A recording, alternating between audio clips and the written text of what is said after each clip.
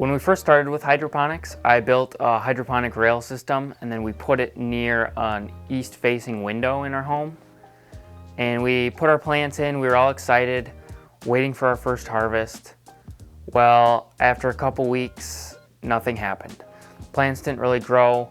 They sprouted a little bit, but then they were long and skinny and didn't really grow after that.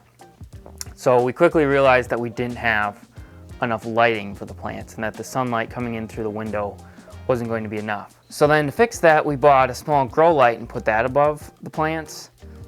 And that improved things. So the plants that were in the middle started to grow a lot better, that were right under the light. But then the plants all around the edge were still not growing very fast and were long and spindly. So we realized we needed an even bigger light than what we had originally bought. So then after more trial and error, we finally got a setup where we had enough lighting to cover the whole area, and then we could tell the difference almost immediately. The plants grew a lot faster and they were a lot fuller.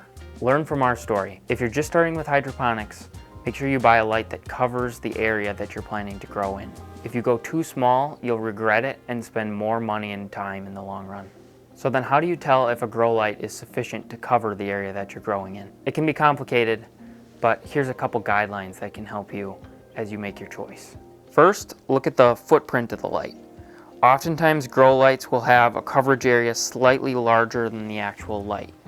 So in this case, you can see I have a 4-foot rail system, and the tube lights that I have are 4 feet long, and I have 3 of them, and so they cover this 4-foot by 18-inch area really well. If you bought a light that was just 2 feet long, that wouldn't cover this area. You'd have smaller plants on the edges and then larger plants in the middle.